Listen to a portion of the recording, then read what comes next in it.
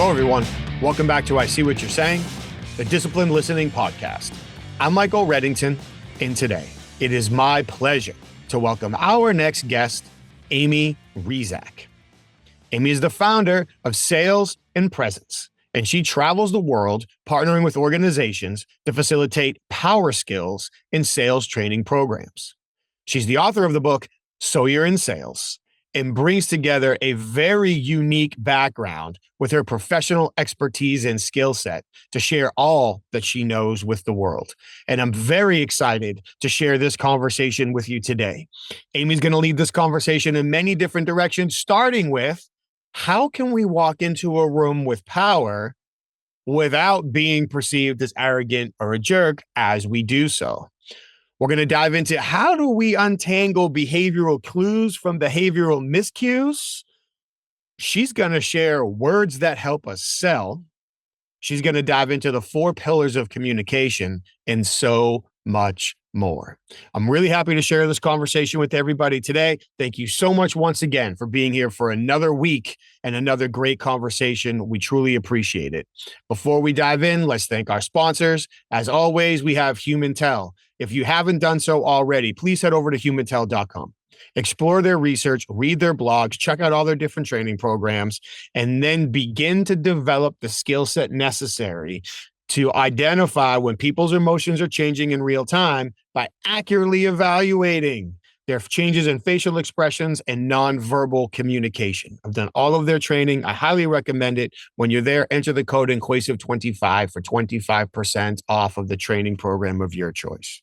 For the professional interviewers, please head over to certifiedinterviewer.com.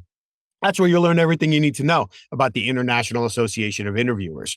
Who qualifies for membership? What are the ways members can participate in the organization? What are the in-person and virtual education opportunities? What interview resources are available? Networking opportunities, so much more. That is also where you will learn about the Certified Forensic Interviewer designation. Who qualifies? What's the process of preparing? How do you pass the exam? Once you do, what does the designation mean for you and your career? All of that and more at certifiedinterviewer.com. And while you're online, please check out inquasive.com.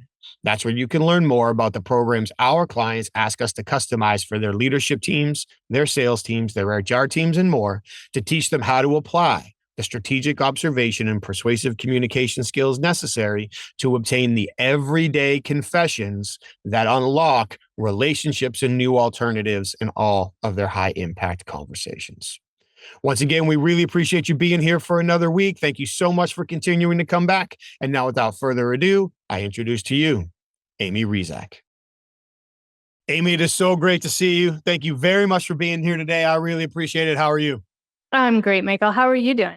I'm doing fantastic. Good. And I'm really excited to dive into your expertise. I think what we do overlaps just a little bit, but when we talked before, I was really interested in kind of your take and how you focus on things. And you touch on so many different things with your work that I'm really excited to see how much we can explore in 1 hour together. Yeah. But you said something to me that really kind of perked my ears up the first time we talked, and I would love to start the conversation here. So please feel free to take this anywhere you want to go. But earlier when you and I spoke, you talked about walking into the room with power. And I feel like that could mean different things to different people. But I would love for you to please walk us through, what does it mean to you? And how can we walk into rooms with power? It's such a large statement. And to your point, you can go so many different directions with it, depending on what's happening in your environment, what's happening with you personally when you're going into a meeting, let's say. But it really is owning you and owning your center. What I call it is your center, who you are at the core, how you want to present yourself in your day to day. And it's really the personal brand that you are showing. We forget the fact that we are constantly communicating, whether we're saying anything or not, and we're communicating loudly. So we want to make sure that we're walking into that room with power, how we want to be seen the best we can, versus not being aware of it and still communicating something that we may not want to be communicating or not even recognize that we're communicating it. So Within a business environment, there's lots of ways to do this. And the first part of that is to own who you are and your power, but also recognize that you, no matter your title, can be a leader. If we think about people anywhere, I was thinking recently about the checkout lady at my local grocery store a couple blocks from here. And I tend to always go to her versus some of the other ones that are checking out during the day, because she has just this great presence about her. She's really talkative. She asks you how you are. She remembers people. She loves her job. She leans into her power. That's showing up with power, and it attracts people, right? So it doesn't matter what your title is. You can be a leader no matter what you're doing or where you're at. And I think that's the core of it. Now, there's lots of different ways to go about that. And I will say this is a learned practice behavior. No one is born with executive presence or professional presence. No one is born just having that quote unquote it factor that we hear about all the time. It is practice and it's learned, just like verbal communication, And so really thinking about who am I? How do I want to present that? What is my power? What's my knowledge strength? What do I bring to the table that's part of who I am naturally? So for me, I would say I'm a bit quirky. I will always talk about things like animals and coffee and randomness. So I bring that forward. It's who I am. And it's part of my power and owning that. I don't pull that back, right? We want to make those things shine. In a work environment, what's your superpower? What comes super easy to you? What do you like to do? Elevate those things in a room. If you are in a meeting, make sure that those things shine a little bit. That's owning your power and walking in with power. Now, if we're actually physically walking into a room, I would say then let's talk about our nonverbal. And this is a hot trend right now. I get that, but it works, right? It's something that we are constantly communicating, and we, again, aren't taught that. We are taught how to speak, possibly not well. We're taught to be quiet, but not to listen, right? So those are things that we can work on, but we're also not taught, how do you physically show up and how are you communicating through that? So I know a lot of people have heard out there, if you're following the trends on nonverbal, is your posture needs to be up and open. It does, right? Posture invites communication in or it shuts it down. If we are have some anxiety or nervousness going on, we naturally fold into ourselves to protect a little bit, right? So making sure that we're super aware of that. Where are our nerves right now? Can we keep them in check a little bit with how we're communicating with our body? Walking in with that, posture that's high and open, but also your hands out and visible is a really great trust factor to build. And then that actually helps you too. All of that helps you with your own confidence, which is a huge bonus on top of it. So yeah, big animal to tackle in the first question, but hopefully that was some of it. Yeah.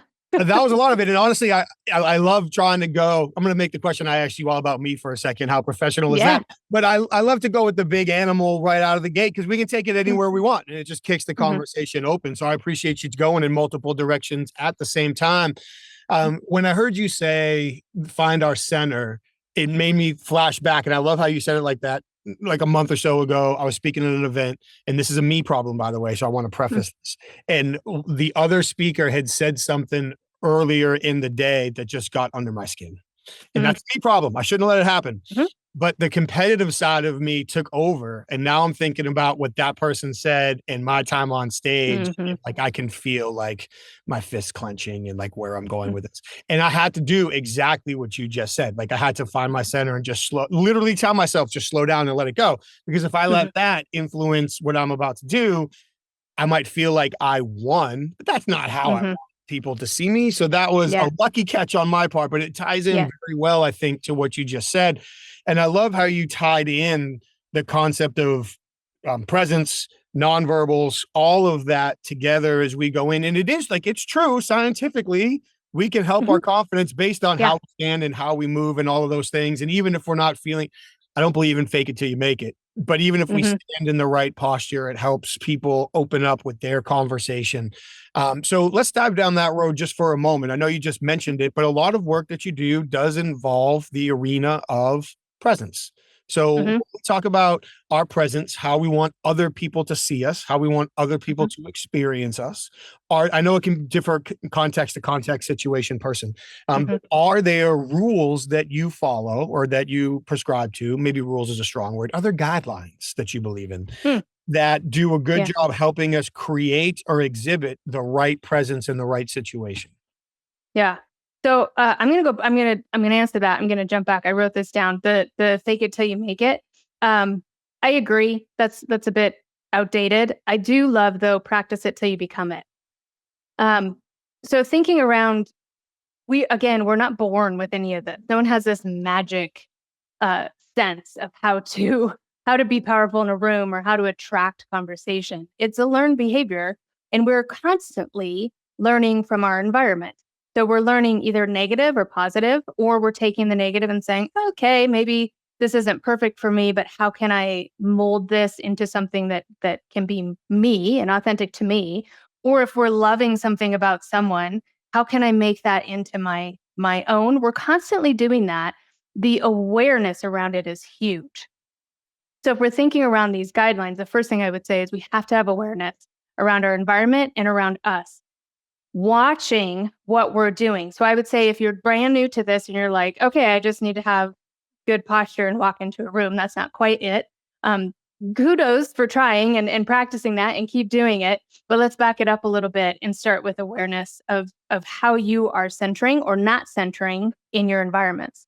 And take that for a month or so. Don't react to it. Don't do anything different. The awareness just has to be there. All right. How did I feel about that? Where was I? Did I shut down in a meeting because I was a bit nervous to say anything or look in someone's direction? Why is that? Let's look into those things a little bit. If I'm in a certain environment where I feel really strong and powerful, why is that? What is that energy that's creating on the outside and inside going out that's helping with that? So number one for guidelines, I would say definitely once we have the awareness around that, because let's talk stats for just a second. Only 10 to 15% of people are actually self-aware. About 95%, the stat shows, thinks that they are, but truly only about 10 to 15%. I mean, if you go to anywhere that has a group of people, a grocery store, an airport, it is very quickly noticeable that no one is self-aware, right? So take that and say, okay, well, maybe I'm going on a trip. Now I'm going to be self-aware and I'm going to watch the space and see what's actually happening instead of being so caught up in my work. So awareness is number one. Number two, I would say to center yourself, especially when we get a bit nervous or have something big going on, or we're practicing something new that gets us uncomfortable. Take about 5 minutes and write down 3 to 5 things that you love about you. 3 to 5 things that have nothing to do with what you're going to do. So if you are going to go into a meeting or you have a presentation, it has nothing to do with that. Now it will tie in because that's, but really center on what makes me me. What do I absolutely love about me? We don't do that enough, number one. Number two, it will show you the things that are your superpowers and it will remind you of your worth. So we're taking it out of this anxiety element and back into who I actually am, right? So we have success in business. That's great. That is not who I am. I own and run a company and I love what I do. It's not who I am. Now, parts of who I am go into that, and that's shown. And that's part of that presence that comes out and how we're walking with power. But truly, at the core, if that was to go all the way away, I would still have all of this right here. Like none of that's going to get lost. So remind yourself, what is that? What are those things you're really proud of and things that make you you? A couple things happen there. You're back to your center. Two, your anxiety and your nervousness goes down a bit because now you're like, oh yeah, I got this. This is who I am, right? You're reminding yourself of that. So those are the two guidelines I would start with. And then I would think about while you're practicing this, what is the inspiration or what is the nugget or the thing that I want to leave with people? We're so internal that we forget that all these other people are taking us into, just like we're taking others in. So how do you want to lead them? How do you want to inspire them? How do you want that energy to go? I just got off of a session last week talking around professional presence and where to start with this. And we looked at some brands, coffee, because I'm a coffee girl, of what these brands do. It's very similar to an individual brand. We all are walking around with an individual brand, whether we're practicing it, refining it or not. So sometimes it shows up really not great because we don't even have awareness around it. And other times you can tell that's that quote unquote it factor that people are actually practicing that consistently. If you take Starbucks and Dunkin' Donuts, right? If you take Starbucks and their brand at the center, their brand is come on in, settle in, bring your laptop, bring your friends, stay a while, have a cup or two, and just enjoy the environment, right? That's a settle in brand. They're very cozy and here are all the things and join us, right? That's the center of their brand. Center of Dunks is get your coffee and get out. We don't want you, right? So it's like, but their brand is we hustle with you. Their brand is we know you're going, so we're going to go with you. What do you need? What do you want? Here it is. Let's go. Then they're very East Coast that way, right? I was going to say, as a New Englander, be careful how you talk about Dunkin' Donuts. Well, I will tell you, I'm a huge fan of Dunks. I am a huge fan of Dunks. But that's their center brand, right? If you think about that. And then everything that they do is around that center. So it's the exact same thing that we're doing individually. We have to have that center of like our success, our why, who we are, and that take that power and then say, okay, how do I want to present that to them? How do I want to do that?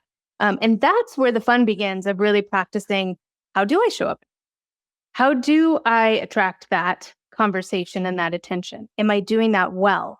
Am I doing that in a negative light or a positive light? What is the energy that I'm showing when I do that? So I think those are the steps. It's a long game, right? This is everyone will be doing this for life. If you're starting to practice this is not something that you get and it's done. There are definitely days where I'm like, man, I don't want to show up today. I really don't want to show up today. And so you find it, right? If you have to go to that meeting or you have to do that presentation, think about the mindset shift of what that does, right? So if I'm thinking around, I have to do this presentation for this team. Actually, I get to, right? So it's a lot on the plate. Maybe you don't have the energy to do it. You have life stuff, family stuff, whatever that is. But what is the result there? Who is in the room that you get to see? Who is in the room you get to talk to? Thinking about reframing that a bit. So then your energy shifts differently as best it can. I know there's life things. Going into that room. I love that. And again, to interject my bias, because why not just for a second, it's when we get in front of a room, whether that is with your own organization, whether it's you going out on the road and work with another organization, whatever it is, it's our responsibility to give them more than what they came for. Like that's our responsibility. And that's true if you're a leader within an organization. It's true if you're a roadshow. I don't say that pejoratively, like you and I are a lot. We're out working with different organizations. And I think that ties back into your thought of what are you going to leave people with? So yeah, maybe today is a low energy today. It was a long flight. I didn't sleep well in the hotel, or I don't want to be here, or this is a meeting in my company that somebody else should be leading. How come I have to do it? We've done this the last 3 months. I have to do this again. But what am I leaving them with? That's our responsibility there. And I love that quote, practice it until you become it. I think that's an amazing quote. I also love, I forgot to tell you this, that quote of we're taught how to be quiet, but not how to listen. Those are two killer quotes almost back to back right there. But getting back to practicing it, you clearly have. Yeah. Now this is what you do. So of course, practicing it is part of what you do, but just reflecting on kind of your journey through this, I don't want to ask you how long have you been practicing, because I'm sure it goes back informally to before this became your career focus, so on and so forth. But I think maybe a better question to ask is, what are some of the jumps or the improvements and how Mm. you've seen people respond to you based on the practice that you've put into this. Yeah. Oh boy. Let me think about that one for a minute. Because it hasn't come through in big moments. It comes through in very small shifts and small moments. I will go back to not when I started this, but the awareness of this. So I was a theater kid, grew up in music and theater, was on stage from third grade through college, vocally trained, all the things. Hyper aware on stage of movement, definitely being in theater and musicals and how to present yourself. And then we got to college, it was an elite college for choir. So then that took on a whole different space of how to stand, not just how to sing, how to stand and not move during a production. All of those things said, I had no idea that that was at the center of what I do now. Um, and there's so many great people in this space that come from the arts, which I think is really magical and telling. And it's a lifelong learned behavior skill, right? But I didn't recognize that that's what I was taking into business when I started my career in sales years and years and years ago. And I did not honestly realize that I was taking that into practice when I opened my own company 6 years ago as well. I do have a psychology degree and I love analyzing why humans do what they do. So this comes, I wouldn't say naturally to me, but maybe a little bit easier to me than some.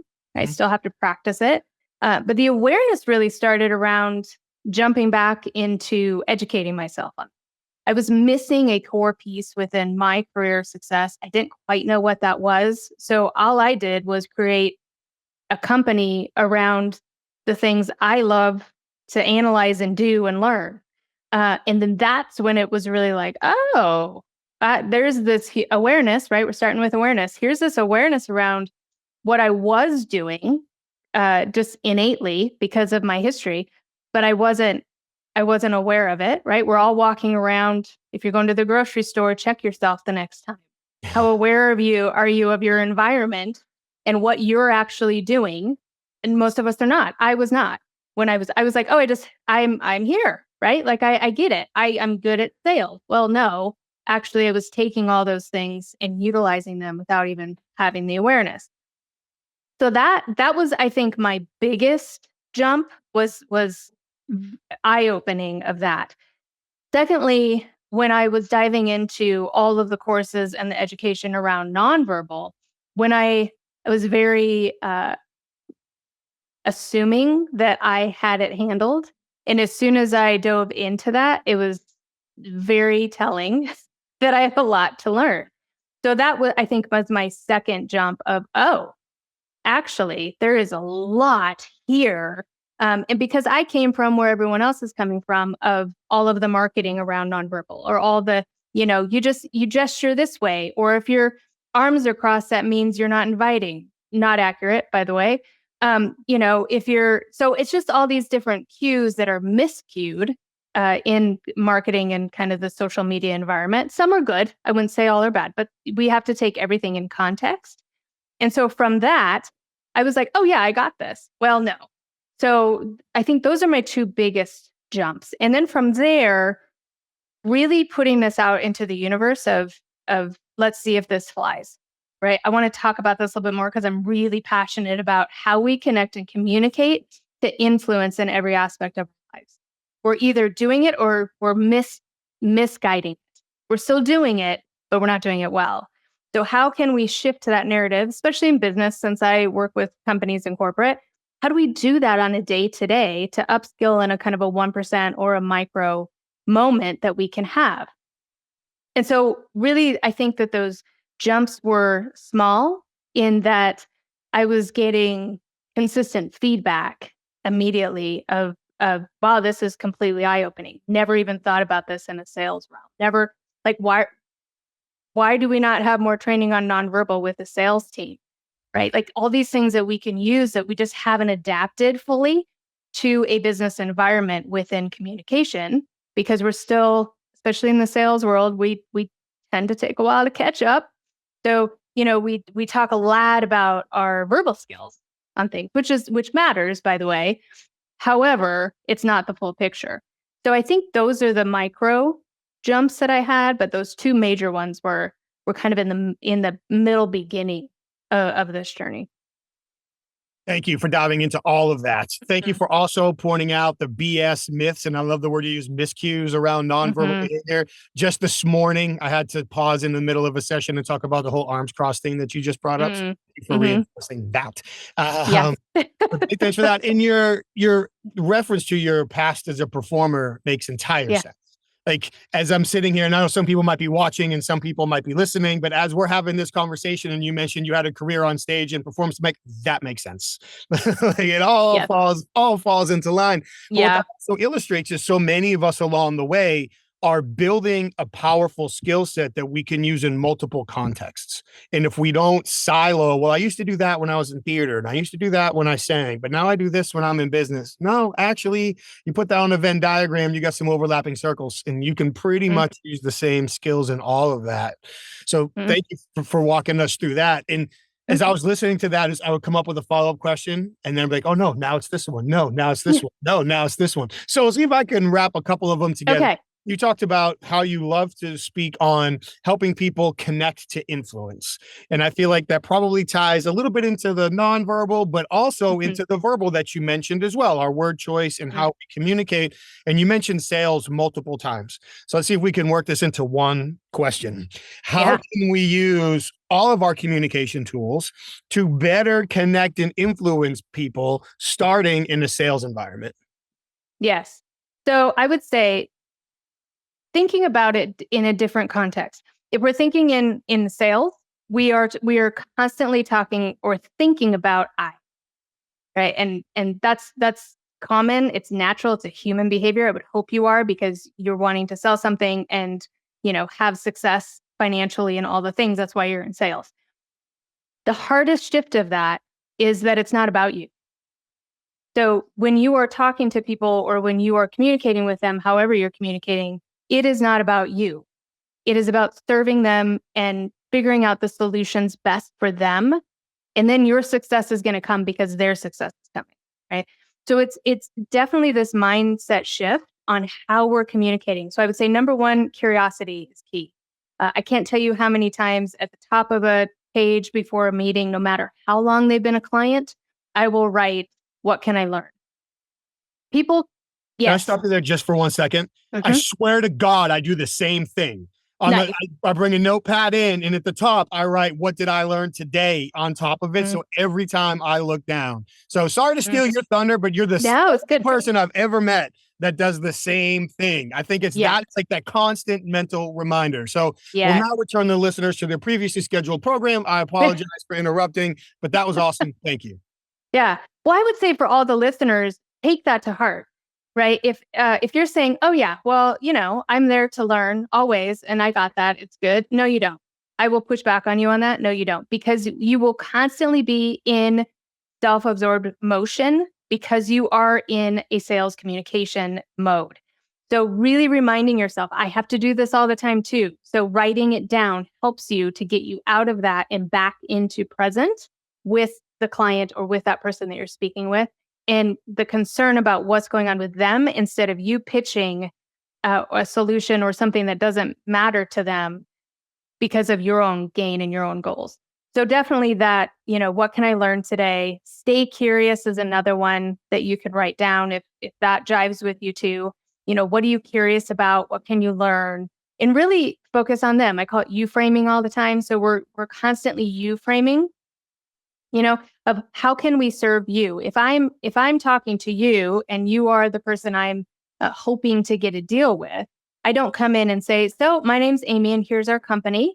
And this is our products and our solutions and what we can provide you. I looked on your website and noticed that you have X, Y, Z. So this would fit perfect on that. I can't tell you how many salespeople do that. I get it. I used to be one of them because that's how we're taught. So let's take all of that way back and think of it as a communication to connect and influence as a human, not as a business. I'm going to throw that all out the door and say, you know what, Michael, I'm so glad that you're here for 30 minutes with me today. The goal is to really learn about what's happening in your world and what your goals are for 25 and see how we can possibly have some synergy there or work together for the solutions that you're looking for. Completely different conversation. The thing is, though, is that it's the exact same quote unquote pitch. It's done verbally different, right? So I'm still gathering information and needing to get all of those things. And I'm still here pitching a solution technically, but I'm not in my world anymore. I'm in yours. So I would say that's a big thing, is really to have this reframing. I will tell you it's difficult. If you are in the habit of kind of that old school non-modern selling role, this is something that's going to be a mountain. But I will tell you that it's definitely a mountain to climb, because you're going to have huge success and support with these clients, and then you're also going to have relationships that you never thought you could have. Right? You're going to really build and create success together, which is phenomenal and exciting, and it shifts kind of the energy around business and how you do things and get things done. It's the positive. It's not just pushing product or service. The second thing is that we need to look at the all pillars of communication. So when we're thinking about communicating, we're constantly thinking about verbal. Okay, what's the agenda? What's my plan? I've written it out, right? I have all the things. Maybe I have a PowerPoint or something I'm going to present. So all of that is prepped. Easy. We do that all the time. There are 4 pillars of communication: thinking, listening, speaking, and nonverbal. So if we've prepped all that, we have speaking, that's 1. We still have 3 we got to do. So the other thing is to think of it differently when you are going into a conversation, that you have to have all 4. So I visually, when I'm going into a meeting, okay, what's my thinking, listening, speaking, nonverbal? Am I in check with all of those? Your thinking is really your preparation on things. It's also going back to that staying curious. What can you learn? Shifting that thinking mindset into being curious into them and not centering it on I. Listening, again, long term here. Some of us do great some days, some of us epically fail, myself included, some days. And so listening is one of those things where we really have to practice to listen to hear and not to respond. Let me say that again for people. We need to hear or listen to hear, not to respond. Simon Sinek has a great kind of conversation around listening. And he's like, the only success that you have in listening, or knowing that you're successful in listening, is if that person shows you that they have felt hurt. I love that. It centers me in, okay, are they showing me that they feel heard? Are they leaning in physically or non-physically, but are they really in that conversation? That means that they're feeling heard, and I'm not just listening to respond. One thing I'll say there is that we as salespeople love to ask questions to respond and not to listen or to hear. So if you are one of those people, check yourself on that. A lot of times we will ask questions that we already know the answer to, or that we can find. So this, to me, these are situational questions. So kind of yes, no, fact questions that we're settling into. So this is a nervous thing that we do usually most of the time, right? We're settling in. So to me, it's equivalent of a networking event running to the bar. So at a networking event, when we're a little uncomfortable and we have some anxiety, like, oh my God, I need a drink. You've seen me, is what you're saying. I've seen me. I used to do that. I'm like, okay, I'm here. I just need to get the drink and then settle in, and then, deep breath. Let's exhale and do this, right? That's the same concept of what's happening when we're asking questions to respond. So note yourself, check yourself on that. If that's what you're doing, don't ask those questions. Now, if you're like, gosh, but Aim, I don't know how to get kind of from my anxious kind of self over to like settled in, reframe it. So instead of asking a question, state the obvious. So if I were to know that you've been in business for 5 years, I'm not going to ask, so how long have you been in business? Because I know that LinkedIn has, right? So what I'm showing subconsciously there is I'm telling you that I haven't done my homework, right? When I ask that question, we want to roll that back and do it as a statement. So you now are aware that I have done my thinking, I've done my due diligence coming into this meeting. It looks like you have been at this company for 5 years. Tell me how that's gone. Tell me about how that journey's been. That is still a settle in question, but it's an actual question to hear, not to respond, because you don't know that answer. Right. So I would say that's really one of those listening tactics. Also, tell me more is a brilliant one. I love that one. I can't ever get enough of it. I use it a lot in my own. So if we are working on our listening, can we move that out? So if somebody responds to us, instead of solutioning or responding right away, tell me more about that. Oh, that's fascinating. So you have been in this for 5 years, and this is the trajectory that you've been on. Tell me more about that and what you're looking for in 25. Give them space to expand. Sit in their world longer. That will help you to practice your listening as well. Now, I did have somebody about a year ago say, tell me more sounds like I'm in a shrink's office, which I loved. So I was like, well, I have a psych degree, so that's fitting. So make it yours. If tell me more is too weird for you, make it yours. You always want to be authentic. So maybe you expand on that for me, right? Make it yours, whatever that is for you. And that moves you into the speaking and how to do that and you framing a little bit more.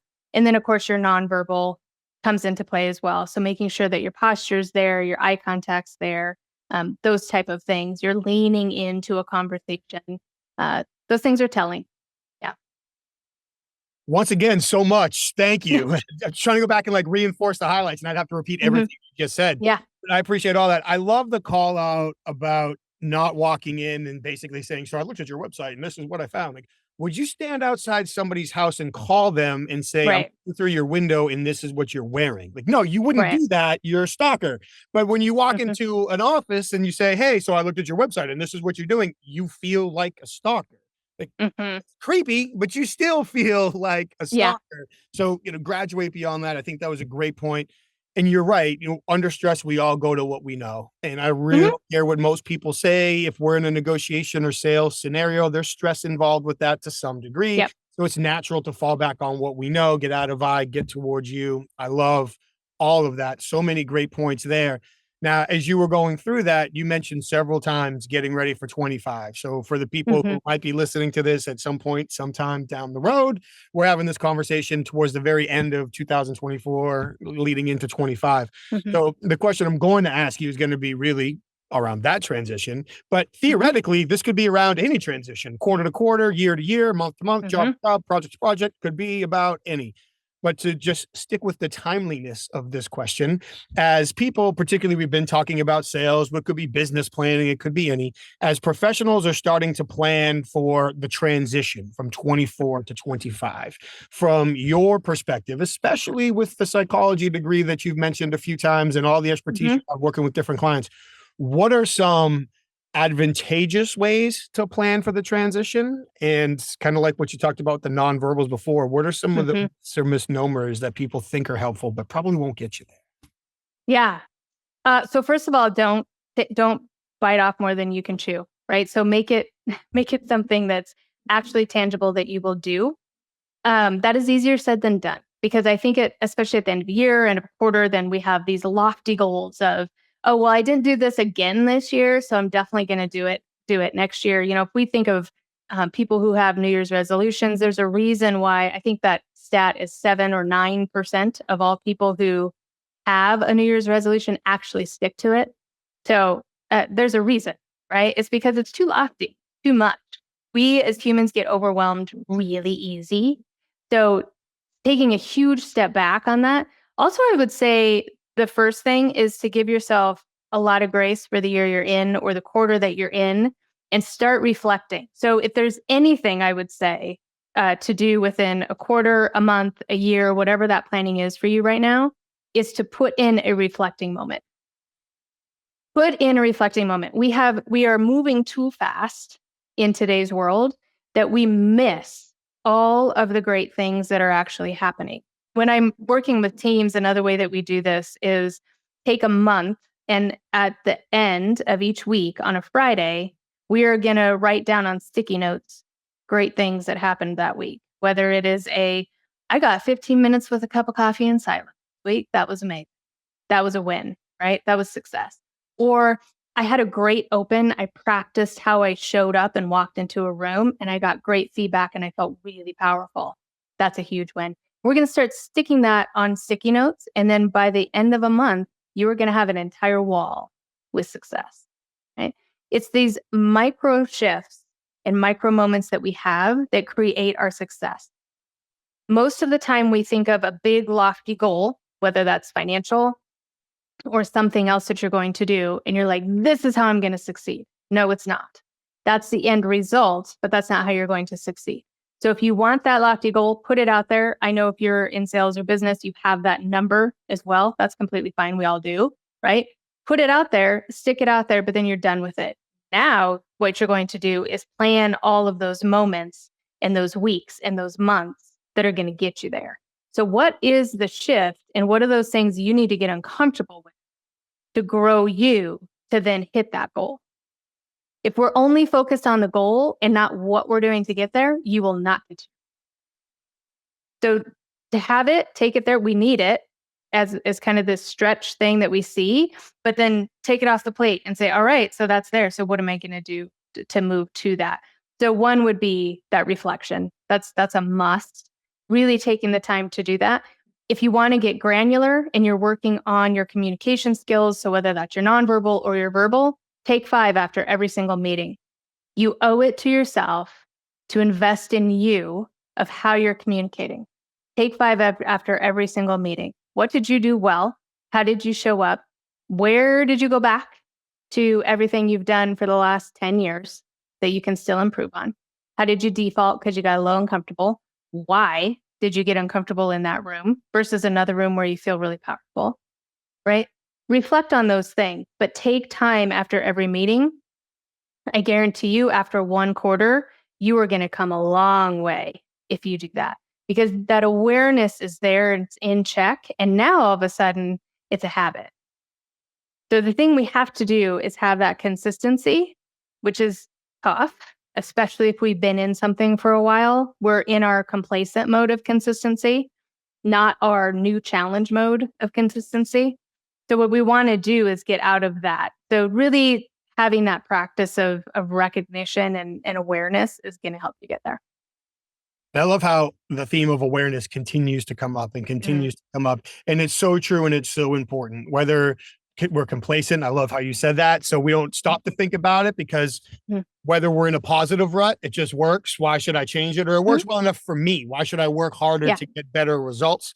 Or like you said before, just a total lack of awareness to begin with. People have never been taught to think that way. But it's I like how, I don't think you said it directly, but I feel like the dots add up. Awareness creates the habits. If we develop the awareness, we can change the behaviors and behaviors become habits and the new habits create the new results. So I love how those threads come together with that. One of the things that I was thinking about when I was listening to you talk about, and again, I love this, plan the moments. So, okay, I got the goal, but instead of saying I'm going to reach this goal by this date, plan the moments that will get me there. I love that process.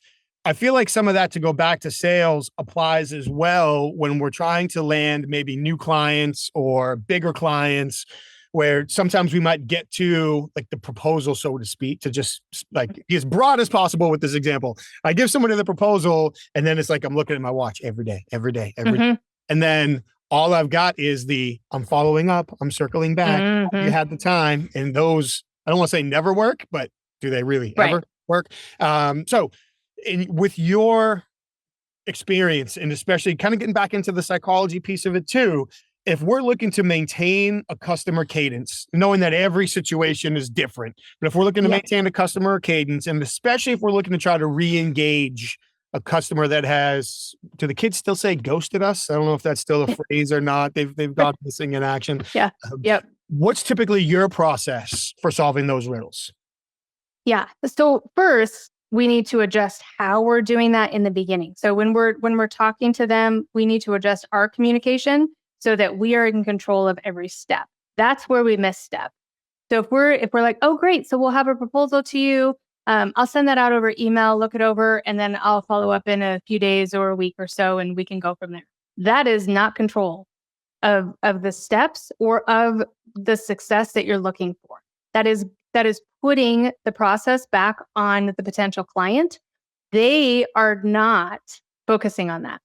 So the thing that I always think about is the clients are my world. I am not their world. So I need to make sure that I am continually showing them that they are my world and that I am credible. This brings credibility up, by the way, doing this, and that I am going to show them the path as a leader. Again, we're going to go right back to our beginning conversation. Anyone can be a leader, it doesn't have to be title. So I am the leader of this conversation. And the thing I'm going to do is really work hard so that you don't have to work a whole lot in this. That's my goal, right? So in our conversations of, okay, so we've agreed upon the proposal. I am going to put that together. I'll send it to you by end of day today. Look it over. How does Thursday by end of day look for you to get back to me on that? Yes, it's great. Great. We have a verbal contract on that now. So let's do that. If I don't hear from you by end of day on Thursday, I will call you on Friday morning, see if there's anything additional that you need to make sure that we can. That is controlling the narrative, right? So we are moving the process forward. That's the goal. I always tell my clients, use time. Time is your best friend in this, right? So it's not on you. It's like, I need this by this date, or, I can do this by this time. Can you, it's not all of that. It's just time. How does that feel for you? Does Thursday by end of day work for you? Great. Awesome. Let's do that. Right. So you're moving that through as a credible vendor or person to work with. And then that credibility goes up, the trust goes up, the relationship builds, all the things. There's so much more to human connection that we miss when we are in a corporate setting. We think, okay, I'm a great relationship builder. Well, are you really? How many times have you gone to happy hour and then they ghost you? You're not a good relationship builder. You're a good free drinks person. So we need to analyze that a bit and say, okay, how can I actually grow that trust and that relationship? So that's one. Now, ghosting happens even with the best bit, right? Because nothing works 100% of the time. So if you do have someone who's gone a bit MIA or has ghosted you, then I always say, go back to the beginning. Go back to the beginning. Remind them. So we're not going to push. We're not going to say, following up for the 5th time on this proposal that I had sent you a month ago. We're going to say, hey, Michael, hope all is going well. By the way, that does work. I know that sounds annoying and doesn't work, but it does. Statistics show that, hope all is well or hope you're doing well does work for response. So putting that in there and then saying to remind you of what we've talked about so far. And then I'm going to bullet point it because people don't like to read. They like to skim. Again, I'm their world. They're not mine. So showing it as easy as I can. Here's what you've been interested in. I've attached the proposal again for your review, and then try to re-engage with time. So, looking to see if Tuesday by end of day is a good time frame for you to review this and then go on from there. So we're working backwards, but we have to continually remind and educate and support of here's what we've talked about. Because again, they have, you are this big, you are tiny on their plate of things to do. So that is not their job to remember it. It is your job to be seen and your job to communicate those things over and over and over again. I was thinking about you saying, this, traveling and stuff and maybe not being really excited about it and you're tired, you didn't sleep well and trying to, how am I going to present myself? How do I want to show up for people? And reminding yourself of that. The other thing I was thinking when you said that, and it came back to this conversation, was we get in, because we do stuff the same thing day after day after day, we assume a whole lot. So we assume that our audience already knows what we're talking about because we've done this for the 12th time this month. Well, they haven't seen it. So they don't know that, right? Reminding yourself that these people are not around what you are around 24/7. So even if it is a client that is in your industry, that does not mean that they know everything that they should know. It is your job to make sure that you are clearly communicating and supporting those things over and over and over again. So assumption, take it out. We like to assume. Don't assume. Work on not assuming those things. And that will help. So I will say really having that credibility with structure and how you are communicating throughout every single step to move the agenda forward. That will help you. And then when you need to re-engage with the information that you've already gone. All great. And the last point, actually, both of those last points, the process all the way through, I found it's been helpful to communicate with people from the very beginning under the assumption that they're eventually going to ghost me. Mm-hmm. So that way I'm prepared when it happens. And if it doesn't, awesome. I didn't need it. Mm-hmm. But if it does, I'm not going, well, shit, now what do I do? Like I've had a plan for that in place. And then to your point, go back to what you've already learned. And I feel like it's challenging for people who were very routine, step 1, step 2, step 3, step 4, going through especially in sales in the process, to understand that we can actually shortcut the ghosting process in the discovery process. Yeah. If we do a great job figuring out what outcomes does this create, how does it fit into their priorities, their budget, their schedule, what has to be done first, what's going to get done next. Now, getting back to your time example, we can even use their time in our follow-up to try to push that through. And the point that you made, I love it. They're our world, we're not theirs. So are they really ghosting us? Or do they have 27 other priorities that outweigh us right now? So taking it personal isn't going to help anything. Just understanding is part of the process and then having the plan to work through it. So I appreciate you sharing all of that. Yeah. Now, I would like to ask one more. I think we're probably running short on time here, but I'd like to ask at least one more question. Yeah. With your psychology background and with your neuroscience background that I know plays into a lot of what you do, how much of your specific word choice or specific cadence when you are interacting with people is driven by, you've quoted a couple statistics already, neuroscience, and how can we capitalize on that? I would say probably all of it is. I'm hyper aware of that. When I'm talking to someone, if I'm on stage or if we're just talking, individually, networking, whatever that is, email is a great way to start. So if anyone is like, oh, this is interesting, how would I even go about that? Start an email. It's a really great way to recognize the word choices that you have and then figure out how to shift that a bit to make it more impactful. We all have diminisher words. Mine is just the filler diminisher word. I still write it in emails today. So the practice there is that you're not going to completely uplift this and you're going to be perfect. It's a moving target all the time. Again, one of those things that you're going to be present for your entire life. So I write out emails the way I naturally think about them first. And then I always go back and adjust the wording accordingly. Just as always in my emails today. I've worked on that for 15 years and I will tell you it's not going to leave. It's just one of those things that I now notice and I move it out of the way. If you can have a sentence without those filler words or those diminished words, then do that. Look for those, take it out. So just as one, a big one is sorry. So sorry we didn't get back to you in time on this. Sorry that this was not finished for you at this time. Take it out. Take it out. It does not mean we're not taking responsibility. Let me just say that. We are still fully taking responsibility, but we are not lowering ourselves when we are communicating. We are matching and meeting them. So we're not raising above, we're matching and meeting and appreciating that this is something that they are communicating. So instead of sorry, thank you. Thank you so much for bringing that to my attention. Here's what we're going to do about this. Here's how we're going to solve this. Couple things happen there on this neuroscience level. People like to be helpful and people want to be shown that they're valued for that help. So instead of, oh, I'm so sorry, so we'll get to that. And that is not helping them at all, right? We've all had that experience where we'll call into a customer service. We're like, well, we never got the shipment or something didn't happen. Oh, I'm so sorry for that. I'm like, I don't care if you're sorry. I just want it fixed, right? So really, thank you so much. Here's what we're going to do. Does this sound good to you? Is this a good movement forward for us? Right? Now that's value and that's credibility because now they're part of that journey.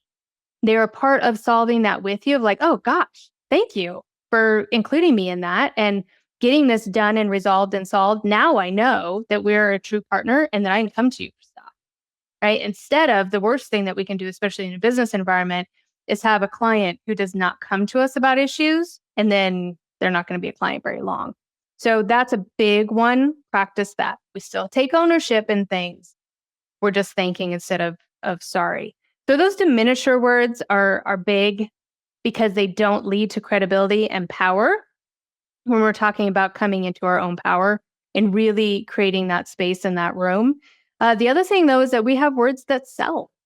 So there are words out there that sell quite well. And those are things that bring the person on the journey with us. So similar to thank you, it helps bring the journey to them so they're part of it. And that is explaining. I will say the big one would be explaining. So if we're talking about something, well, we can do this because XYZ, because is a selling word. So those are just really fascinating, interesting words to me. But the reason behind it is because we're telling them the why. How many times have you had a kiddo, a 5-year-old that's why? Well, because that's the way it is. But why? Well, just because I said so. But why? We as humans still do that. We are just not quite as obnoxious as a 5-year-old. Right? Not all of us. Not all of us, maybe some. So that's what we want to do is we want to create that why. We're going to give that to them. So again, they don't have to work. We're showing them that roadmap. We're giving them that visual of like, here's the process. Here's where we're going together. Imagine, that's another word that really sells. Imagine if we could build this together so that you can have this and then the success that you're looking for in Q4, right? Imagine that. Let's take you on that journey. So those words really do matter when we're thinking of that. Also, I think recognizing words that people love to use. So years ago, I went out for a run and I had a brand new headset that I had just gotten. And I was done. I was walking. There was a gentleman who walked past me, turned around. He's like, I have been seeing those headsets everywhere. Do you love it? And I was like, I do love it. We had a quick conversation around if they work well and all the things.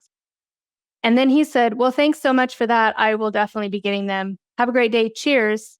And he walked away. I was like, yeah, you too. Cheers. And as I said it, I was like, I do not say cheers. That is not in my vocabulary. So classic mirroring in verbiage there, right? We had a great synergy. It was a connection, a fun, like, oh, this is this new thing and we all have to get it.